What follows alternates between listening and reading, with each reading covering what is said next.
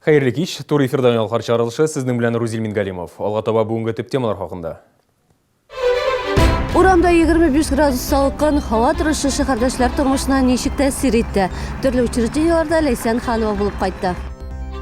Мәшеләр дә жылы урын эзли. Көчле салқыннардан суықбай хайваннар зыян күрә. Хастаханәдә даруларны пациентлар үзләре сатып алырга мәҗбүр ди шәһәрдәшләр. Бу дөреслеккә туры киләме? Хәбәрчебез белде.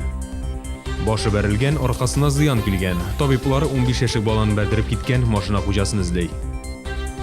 Біз Татарстанның бәйрәмнәре белән горурланабыз һәм аларда актив катнашабыз. Үткәне, бүгенгесе һәм шәхесләре. Татарстан тарихын яхшы белгән укучылар Кырымга сәяхәткә барачак. Социаль адаптация үзәгендә урыннар юк. Йортсыз, җирсезләргә кая барырга? Шулда бу арада көннәр бик салкын тора. Мәктәпләрдә хәтта башлангыч сыйныф укучыларына дәресләрне калдырырга да рөхсәт иттеләр. Инде шәһәрдәшләребез арасында кул-аякларын ишетеп хастаханәгә эләгүчеләр дә бар. Һава торышы шәһәрдәшләр тормышына ничек тәэсир итте? Төрле учреждениеләрдә хәбәрчебез Лейсан Ханова булып кайтты.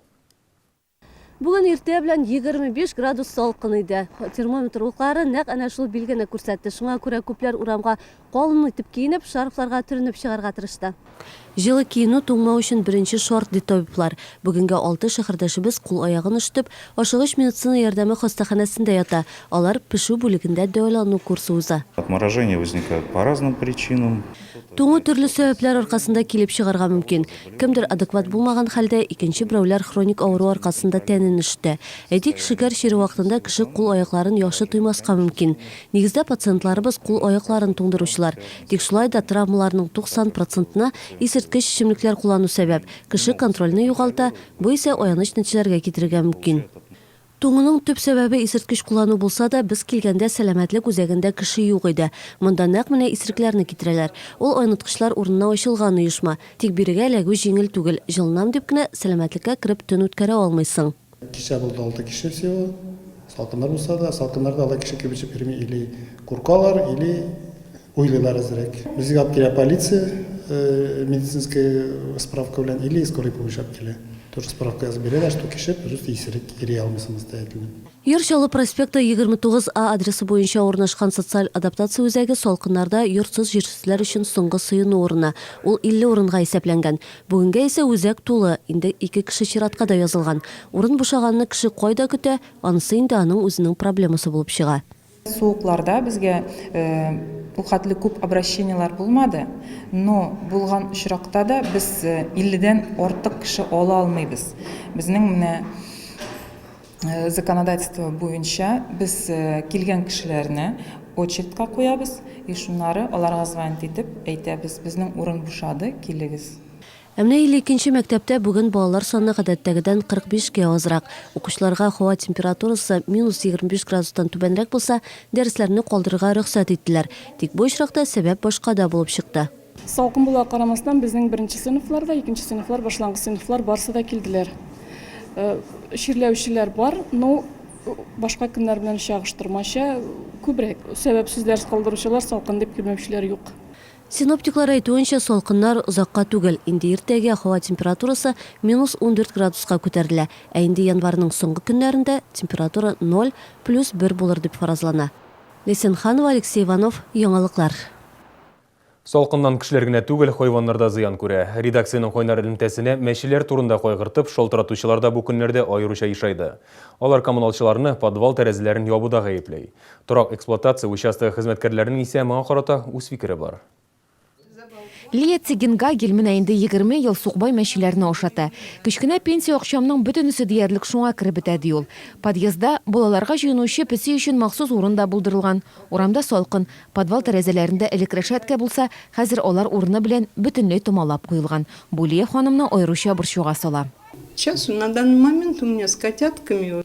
Мин хәзер 20 песи ашатам. Күршеләрнең күбесе әле моның өчен мине ачуланалар. Яшәүчеләрнең күбесе мәшеләрнең подвалларга кирүенә каршы. Анда алар кеше йомышларын үтеп пешраталар дип саный. Әмма песиләр булмаса, подвалда тышкан күселәр аза. Мыши, они вот потом... Тышканнар хәтта шүп савытларыннан сикерә. Мин элек ишек алды себерүче булып эшләдем. Шүпчәр арасында хәтта кумаклар очрый иде. Күчле салкыннар аркасында йортсыз калган мәчеләр күпләп үлә. Сукбай хайваннарны яклаучы оешмалар торак коммуналь оешмаларга чыгып, подвал тәрәзәләрен салкыннарда ачык калдыруны таләп итмәкчеләр. Моның өчен законлы юллар эзлиләр. 62-нче комплекста яшәүчеләрдән имзалар да җыйганнар.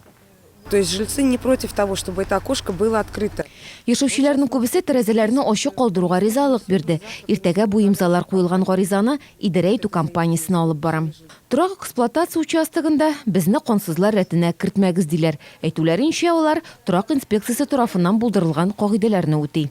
Организация, которая занимается обслуживанием жилого фонда, Торак фонд белән идарә итүче оешма подвал бүлмәләренә керүне шикләргә тиеш. Шул исәптән мәчеләргә күселәргә дә.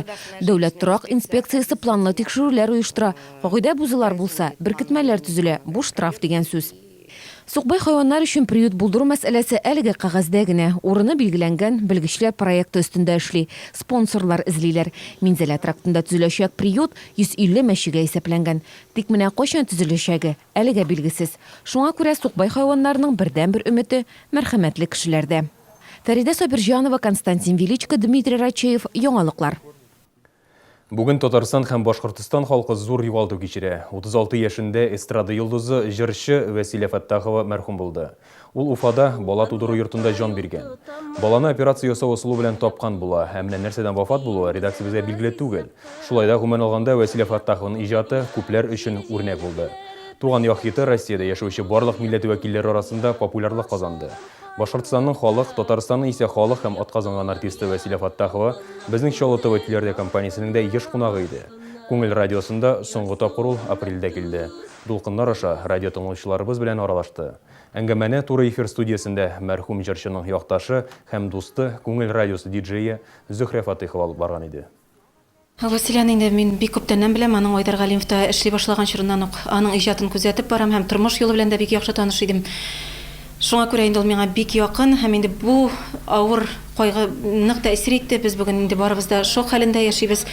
Аның иҗатына килгәндә ул халыкны үзенең иҗаты белән генә түгел, тормышы белән дә халыкның мәхәббәтен яулаган шәхес, чөнки ул менә бик күп йолдызлардан аермалы буларак бик тыйнак һәм басынкы иде.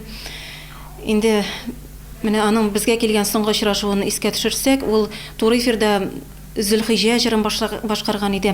Шуның белән дә ул менә халык мәхәббәтен яулады.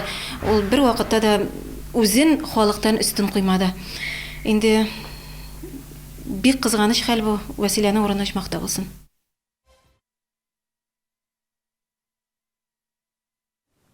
Грипп белән авыручылар саны арта. Татарстанда дуңгыз гриппы белән авыручыларның 14 очрагы теркәлде. Белгечләр борчылырга урын юк. Шәһәрдә грипп һәм кискен сулыш юллары авыруларын дәвалау өчен хастаханәләрдә медикаментлар җитәрлек күләмдә ди. Әмма безнең кайнарлымда телефонна шалтыратып шәһәрдәшебез бөтенләй икенче төрле мәгълүмат җиткерде. Барысы турында тулырак алдагы сюжетта. Светлана Старчакның ире бер атна дәвамында йогышлы авырулар хастаханәсендә дәвалана. Бирегә ул югары температура һәм көчле ютәлгә зарланып килгән. Алга китеш юк әле. Шәһәрдәшебез хастаханәдә яхшы карамыйлар, даруларны үзебезнең акчага сатып алырга мәҗбүр итәләр ди. Неделю пролежал, ему все хуже. Бер атна ятты, хәле начарлана гына барды. Кичә кич шалтыратты, температурасы 40. Шәфкәт туташы 3 парацетамол төймәсе биргән. Бүген иртән дә хәле начар иде. Табиблар икенче дару билгеләде. Хәзер шуны алырга барам. Табиблар бер атна эчендә 8 рецепт язып бирделәр ди Светлана. 2 көн элек ире белән бер палатада яткан ир-ат вафат булган. Бу хәл Светлананы хафага салды. От чего же тоже не... Нәрсәдән үлгәнен әйтмәделәр, бәлки ул дуңгыз гриппы белән чирләгәндер. Алар бөтенесе бер палатада ята, барысына да бер капельница ясыйлар. Йогышлы авырулар хастаханәсенең баш табибы пациент дуңгыз грибыннан үлмәде ди. Әлеге авыру белән булган ситуация контроль астында. Шәһәрдә AH1N1 вирусыннан үлү очраклары юк. Хастаханәдә препаратлар җитмәвен Ришат Нугманов дөрес мәгълүмат түгел дип белдерде. Препарат у нас находится на складах. Складта препаратлар җитәрлек, өстәмә заявкаларны Казанга җибәрәбез. Атнасына 2-3 тапкыр Казаннан медикаментлар килә. Кайчакта үзләренә сатып алырга кушабыз дигән сүзләр дөрес түгел. Бүген Светлана Старчакның тормыш иптәшенә өстәмә рәвештә 7 анализ билгеләделәр. Баш табиб дәвалану тиешле рәвештә уза, өстәмә дарулар алырга кирәкми диде. Ну вот это там не покупать раз назначила. Не надо это покупать. Медсестра не имеет права назначать лекарства. Шулай да табиб белән очрашудан соң Светлана шәфкать туташы билгеләгән препаратны үз акчасына сатып алырга даруханәгә китте. Гүзәл Шихапова, Гүзәл Хәбибуллина, Яңалыклар. Россияда грипптан 70 кеше вафат булган. Эпидемия кытыру сәбәпле грипп белән авыручыларга больничныйларны киләсе елдан тулысы белән түләргә мөмкиннәр. Әлеге тәкъдимне Дәүләт Думасында күпчелек депутатлар яклап чыкты. Мондый фикерне вице-премьерга сенатор Вадим Тюльпанов җиткерә. Аның әйтүенчә, мондый адымга бару хезмәткәр терелеп бетмәгән килеш эшкә йөрмәсен өчен кирәк. Югыйсә инфекция башкаларга да йогарга мөмкин. Шунысын да искәртергә кирәк, закон гамәлгә керсә, грипп белән авыручыларга эшкә яраксызлык кәгазе тулысынча 10 көн өчен түләнәчәк. Даже 150% түләселәрдә. Потому что грипп это такое заболевание, не зависящее от нас. Смотрю положительно. Мин моңа уңай карыйм. Авыр чакта хезмәткәрләргә ярдәм күрсәтергә кирәк. Как человек же болеет. Кеше бит үз теләге белән авырмаган, элек тулысы белән түли иделәр. Хәзер кешеләр акча югалтмас өчен ширне аяк өстендә уздыра, авыруны башкаларга да йоктыра. Больничный надо при болезни. Авыруга больничный советлар союзы заманында кебек тулысы белән түләргә кирәк. Грипп белән авырыйм ул башка нәрсә беләнме аерма юк. Эш урыныннан акча күчерергә тиешләр. Башы бәрелгән, аркасына зыян килгән. Табиблар 15 яшьлек баланы бәдереп киткән машина хуҗасын эзли. Без Татарстанның бәйрәмнәре белән горурланабыз һәм аларда актив катнашабыз. Үткәне, бүгенгесе һәм шәхесләре. Татарстан тарихын яхшы белгән укучылар Кырымга сәяхәткә барачак. Суженый мой, появись. Не гадай, забирай! В корпорации «Центр» и «Селдом» электроника и мебель по ценам прошлого года. Телевизор диагональю 81 сантиметр за 13 990, а диван за 19 500. Я тебя таким и представляла. Открылся новый современный клуб единоборств. Набираем группы для занятия в секции бокса и кикбоксинга от 7 лет. По адресу город Набережные Челны, проспект Мира, 904А. Мотоцикл, снегоход, автомобиль могут стать твоими. Спеши получить купон участника акции в сети АЗС Наиком. И 30 января в прямом эфире телеканала Челны ТВ смотри розыгрыш ценных призов от АЗС Наиком. Медицина мирового уровня Medical On Group в Набережных Челнах. Урология, восстановление потенции, лечение простатита и аденомы без операции. Звоните 55 20 20. Уже сегодня беспроцентная рассрочка до 36 месяцев на квартиры в жилом квартале «Берег». Телефон 51 55 71.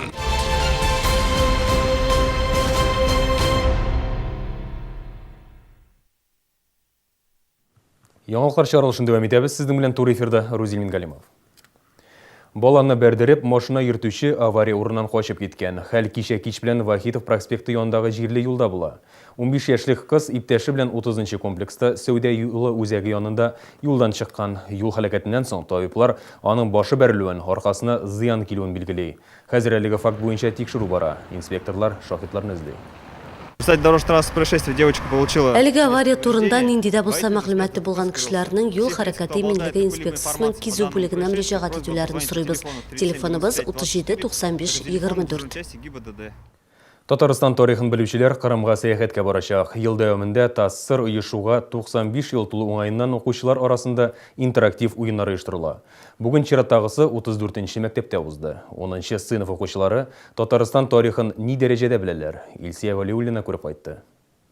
Нижний Камск, почему забываете про наши ближние города? Нет. Барысы 28 укучы, 4 команда Татарстан Республикасы дәүләтчелегенә 95 ел тулу уңаеннан 34-нче мәктәпнең 10-нчы сыйныф укучылары интерактив уенда ярышалар. Укучылар Татарстаныбызның гореф-гадәтләрен, символларын һәм милли бәйрәмнәре буенча белемнәрен сыный. Без Татарстанның бәйрәмнәре белән горурланабыз һәм аларда актив катнашабыз. Татарстанның 10 символларын өйрәндек. Ул безнең уйлауша Ак Барс, ХАМАЗ заводы, тәмле шәкшәк, Свияж һәм Болгар шәһәрләре, Түбәтәй, Сөембикә манарасы, Кул Шариф, Биктәмне Эшпешмак. Мәктәпләрдә монда интерактив чаралар ел дәвамында бара. Шәһәр буенча барлыгы 1037 укучы катнашырга теләк белдергән булган. Алар арасыннан 150-се сайлап алынган. Бәйге 3 этапта үтә. Бүгенгесе беренче этап. Әлеге бәйгеләрне заман яшьләр үзәге белгечләре оештыра. Без бүген Татарстанның тарихы турында сөйлештік, өткен келешегі турында сөйлештік. Һәм 10 класс сыйныф укучылары тарихны бик әйбәт беләләр. Сораулар бирәләр. Без җавап бирәбез, укытучы да булыша. Әлеге чараларда укучылар тагын бер кат Татарстанның үткәне, киләчәге һәм аның шәхесләре белән таныша, тарихи белемнәрен ныгыта. Ел ахырында иң яхшы, алдынгы карашлы актив укучыларны Кырымга сәяхәткә алып барачаклар. Илсия Валиуллина, Дмитрий Речеев, яңалыклар. Моторлык һәм нәфислек белән батырлык янәшә. Советлар Союзы герое Никита Кайманов исемендәге кадетлар мәктәбендә зур бал үтте. Анда укучыларына түгел, укытучылар һәм ата-аналар да катнашты. 30 елга якын бай тарихы булган әлеге уку йортында булачак шик сакчыларын һәм янгын сүндерүчеләрне әзерлиләр. Бирдә балаларның белем дәрәҗәсе һәм физик әзерлеге генә түгел, тарихи мәдәни традицияләрдә өстенлекле юнәлешләрдән санала. Никита Кайманов исемендәге кадетлар мәктәбендә бал матур гадәтләрнең берсе. Ул ел сайын оештырыла. Анда укучылар гына түгел, укытучылар һәм ата-аналар да теләп катнаша. Иң матур биючеләргә бүләкләр әзерләнгән. Барларның һәрберсе үзенчәлекле элементлар кулланырга омтыла, һәркем үзен чын балдагыча тота. Кадетский бал учит наших детей быть элегантными, благородными, великодушию. Очень приятно то, что Шунсы куанычлы кадетлар мәктәбендә тарихи традициялар онытылмый. Тарих укытучысы буларак бу минем өчен аеруча мөһим. Бал балаларны, гореф-гадәтләрне хөрмәт итәргә өйрәтсә, физик күнекмәләр аларны чыныктыра, малайларны чын ир-егет итеп тәрбияли. Хәрби хезмәт нигезләрен өйрәнәбез һәм физик яктан бик күп чыныгу алабыз. Кадетлар мәктәбендә уку гомуми хәрби, коткаручы һәм чик сакчысы юнәлешләре буенча алып барыла. Бирдә кызлар да теләп белем ала. Кичкенә чактан ук мин кешеләргә ярдәм итү, погоннарны иңнәремдә йөртү һәм офицер булу хыялым бар иде. Люди получают дополнительную подготовку. Кадетлар мәктәбендә уку кешене тормышка әзерли. Соңыннан укучылар хәрби, гадәттән тышкаллар министрлыгы уку йортларына керә, коткаручылар булып эшли. Профильле вузга укырга керү өчен кадетларга юлламалар бирелә. Бүгенге көндә бирдә 800-гә якын укучы белем ала. Лесен Ханова, Дмитрий Рачеев, яңалыклар. Синоптиклар фаразлауынча, алдағы көннәрдә кар явачак. Автомобиль юллары предприятиесе хезмәткәрләре һәм идарә итү оешмалары шәһәрдәшләрдән кар чистарту техникасына комаучаламауны сорый. 27 гыйнвардан 31-нә кадәр кар чистарту графигы экраннарда күрсәтелгән. Белгечләр машиналарны проспектларда һәм ишек аллары эчендәге юлларда калдырмаска киңәш итә. Транспорт юлчыларга комаучалаган очракта аларны эвакуатор алып китәчәк. Бу очракта автомобиль хуҗасына штрафны стоянкада торган өчен дә, эвакуатор хезмәте өчен дә түлисе була. Юлларны 2 сменада чистарталар. Беренче смена иртәнге 8-дән 6-нчы яртыга кадәр, икенче смена исә кичке 7-дән иртәнге 6-га кадәр эшли. Сез яңалыклар чыгарылышы карадыгыз. Эфирда Рузил Мингалимов булды. Киләсе очрашуларга кадәр.